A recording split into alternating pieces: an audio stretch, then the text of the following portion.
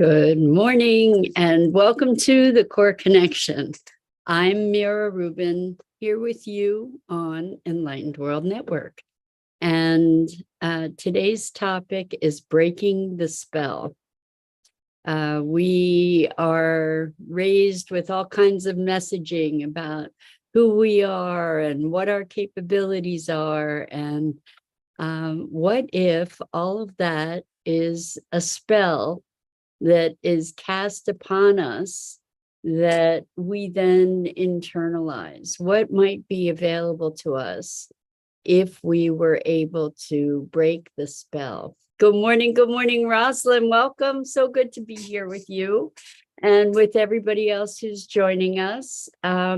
Before we get started talking about breaking the spell, let's take a minute or two to get present. So let's take a deep breath in through your nose and hold it. And imagine clean, crisp oxygen flooding your lungs, flowing into your bloodstream, nourishing all your cells, all your organs, bringing vital life energy to your body and being. And as you exhale any tension, stress, negativity, fatigue. And now let's take another deep breath in through your nose and hold it. This time, imagine brilliant, bright light, lighting you up from the inside out, illuminating, electrifying, and energizing all your cells, all your molecules, your electrons, creating a brilliant beam of light and energy from your heart out into the world. And as you exhale any remaining tension, stress, negativity, fatigue. And now let's press our palms together, vigorously rub your hands together to feel the friction, the pressure, the motion, the temperature, and the tickling and tingling when you stop. And allow all those sensations to bring you present right here, right now, into this remarkable physical form that enables you to experience life. Welcome, welcome, welcome. So today we're going to talk about spells. And we could also think about it as hypnosis or programming or conditioning. And it's a spell because we never think to question it, right? We're raised, often many of us are raised with lots and lots of negative messaging to tell us that we're stupid or we're not smart enough or we're too demanding or we're weak or any number of messages that are gifted us by parents, by environments, by schools, by just living. And when we're told these things, particularly as children, we don't know to challenge them.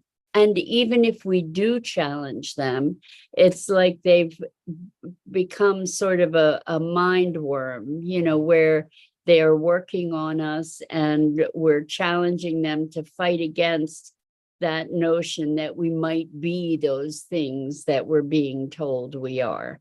So the rebelling against them in its own way is affirming those things as some kind of truth or reality. So when we wake up to the awareness that these are spells that have been cast, and we can recognize them as spells or as programming, as hypnosis, as conditioning, we then have the power to choose differently. When we become, our awareness actually denatures the spell. So if I find myself giving myself these messages, so I grew up with certain messaging, I rebelled against it a lot. And then I went off to college, and my parents weren't there as a foil against which I could push. And what I noticed was that I didn't need them to be giving me messaging because I was giving it to myself. I had adopted it as my own. And I think that this is a pretty standard practice. The beliefs that we have about ourselves, it's like spells have been cast upon us to believe this, and then that becomes the reality. Good morning, Dido. Welcome. So good to have you here with us this morning. We're talking about breaking the spell and how we live with these spells or hypnosis, programming, conditioning that we have just adopted as reality. And so when we can identify them, when we can bring them to light as the spell that they are, rather than the fact that we believe them to be, that's the beginning of denaturing them, because we can recognize when the spell is at work. And when we can identify that, when we can recognize that, we can say, oh, that's a spell, and I have free will, and I can choose differently. That's not the truth. That's a spell. And as we free ourselves from these spells that have become beliefs, that have become truths for us, as we lift the veil, what is then available to us? Let's look at who could we be if we were free of that spell. It's easy to fall back into the spell because we've practiced it so deeply and so religiously for so long, because we believed it to be true. But when we allow ourselves to question it or to identify it, to call it out, we can then say, oh, that's just a spell. We can put it aside. We can start to explore who we can be beyond the dimensions of that spell. Who can we be if we're not stupid, or we're not incapable, or we're not deficient in some way or another? Without that spell, we have a whole new world available to us to explore, and a whole new way of being to explore, because those spells that were cast were sent by somebody as a projection of their own limitations, their own defenses, their own perceptions, their own histories. And we just imbibed them, absorbed them as truth. So why? Well, a parent is a person who is indoctrinating us based on their own experience, perception, history, wounds, their own weaknesses, their own hurts. And as children, that is creating our world. It is really, truly casting a spell. It's really, truly putting a veil of of programming, conditioning, orientation, indoctrination. And even if it's from a wonderful parent, we're still gaining our orientation to the world and to ourselves as reflected from that parent or that caregiver or that family member or that teacher or the people that are influencing us, particularly when we're young, are helping to shape this whole dynamic that we then repeat and repeat and repeat, even if we're fighting against it. So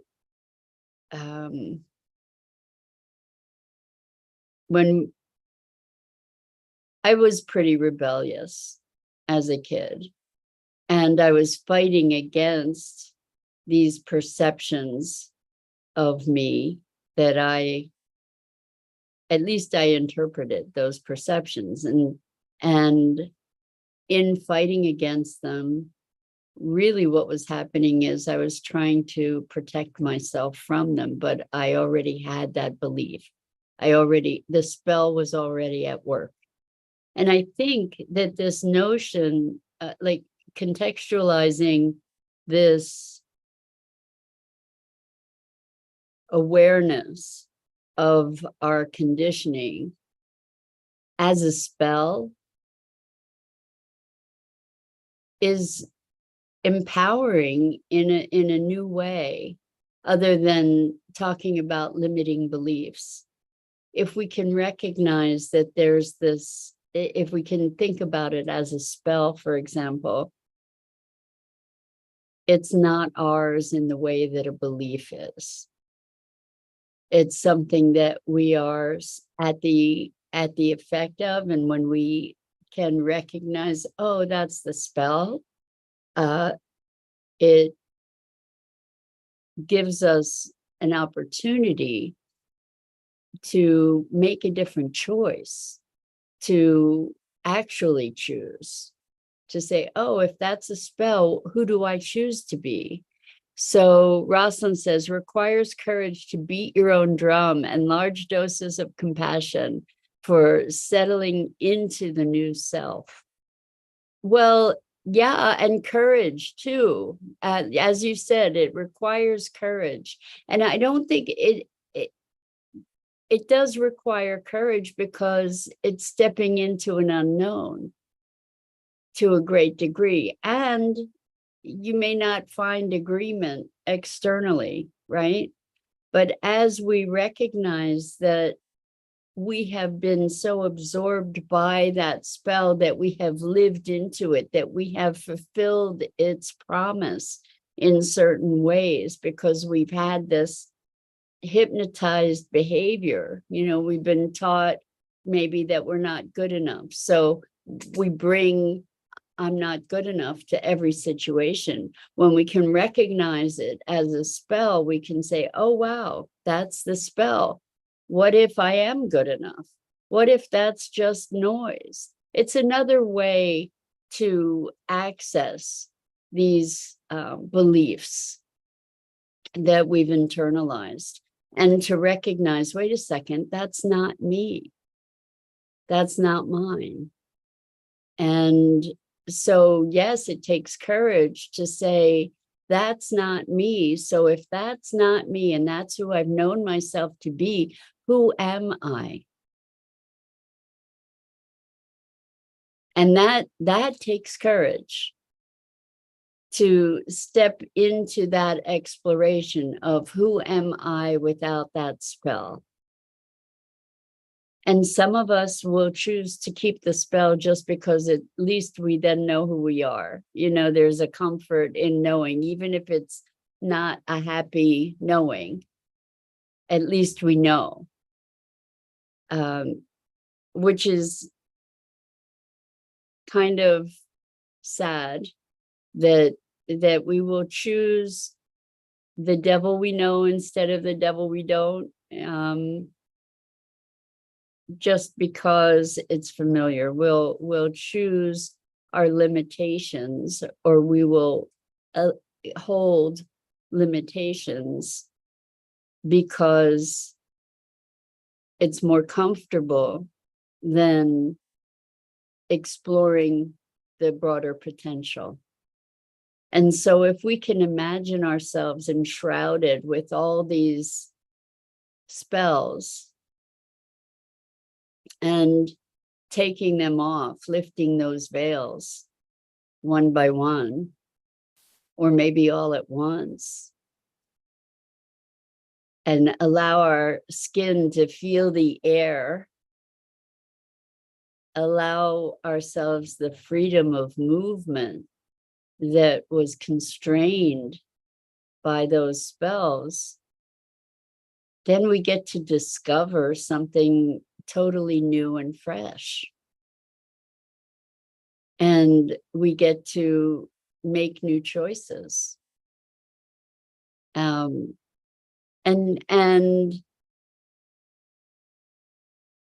this conversation has been evolving a bit, but part of it came out of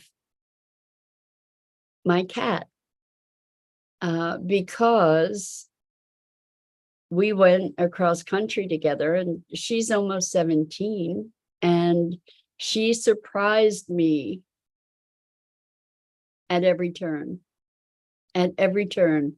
At home, before we went away, she's almost 17, so she slept a lot. She still sleeps a lot, but her life was very limited, and she wasn't particularly adventurous or curious or all that engaged. And when we went away, she explored everything.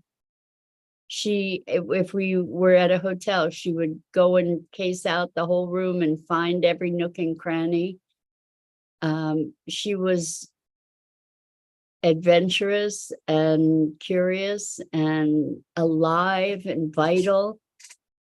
And it woke me out of a spell where I had been knowing her as this elder cat that had a very limited life. And since we've been back, I decided, having seen this vital person in there, I decided, and that's spelled P-U-R-R, person, by the way. I decided that I needed to keep that alive for her and for me. And so I took her to a park for the first time, actually, ever. And she explored the grass. She got her feet wet. She was in the sun. She was in the shade. She walked all over the place. And there was this whole new animal. So for me, what happened was the spell of who she was broken, so that I was able to recognize that she's so much more and has so much more potential than I had even imagined. And I recognize that that's true not only of my darling cat, Jewel, but it's true of all of us.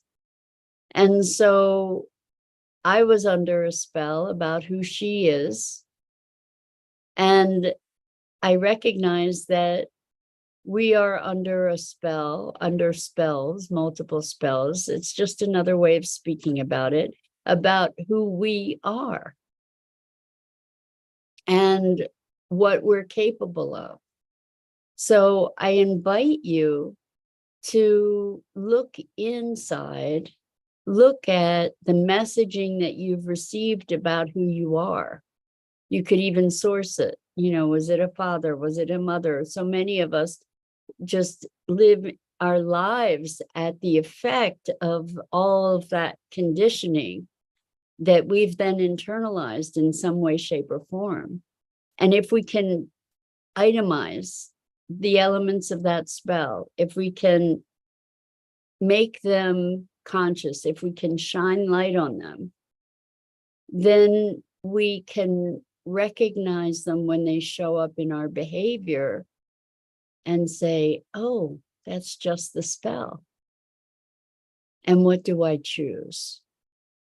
So it brings us to a place of presence, real presence, rather than automation. So these spells, it is just programming. We've been told these things and we believe them. We were hypnotized into believing them. And then we lived out of that belief. And what would happen if we can say, oh no, that's just a belief. That's just a spell. It's not the truth. Beliefs, I think it's maybe easier for us to work with it as a spell than a belief, again, because our beliefs, we believe that we are our beliefs. We believe our beliefs are true. Whereas when we look at this as a spell, we can recognize that it's something that was imposed from outside and that it then shaped us. And those spells are cast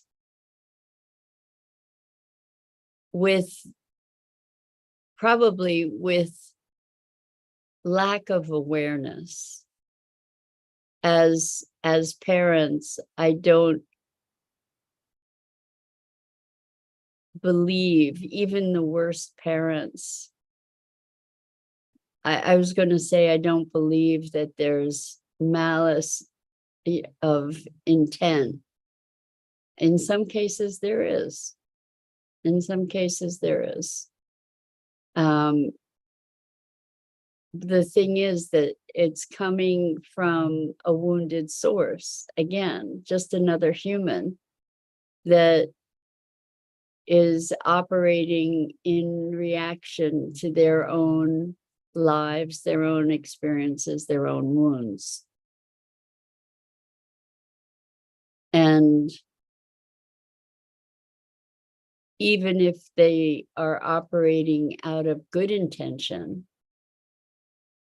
it's still a projection of maybe their own hypnosis, maybe the spells that they've been living under.